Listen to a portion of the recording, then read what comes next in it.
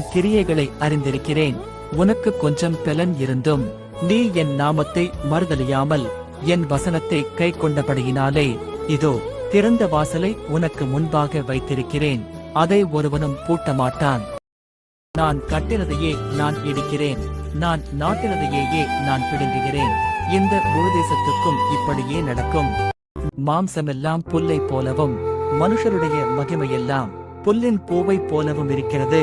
புல் உலர்ந்தது, அதன் பூவும் உதிர்ந்தது. நீங்கள் என் சொல்லை கேட்க மனதில்லாதிருந்தால் நீங்கள் போய் அவனவன் தன் நரகலான விக்கிரகங்களை இன்னும் சேவியுங்கள். பொய்த்தீர்க்க தரிசனம் சொல்லுகிற தீர்க்கதரிசிகளின் இருதயத்தில் ஏதாகிலும் உண்டோ? இவர்கள் தங்கள் இருதயத்தின் வஞ்சகத்தையே தீர்க்க தரிசனமாக சொல்லுகிறவர்கள்.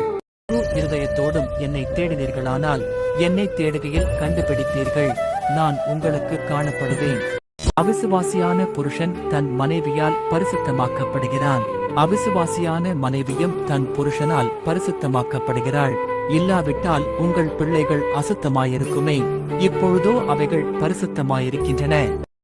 எந்த மனுஷனும் மேலான அதிகாரமுள்ளவர்களுக்கு கீழ்ப்படிய கடவன். ஏனென்றால் தேவனாலே என்று ஒரு அதிகாரமும் இல்லை, உண்டாயிருக்கிற அதிகாரங்கள் தேவனாலே நியமிக்கப்பட்டிருக்கிறது.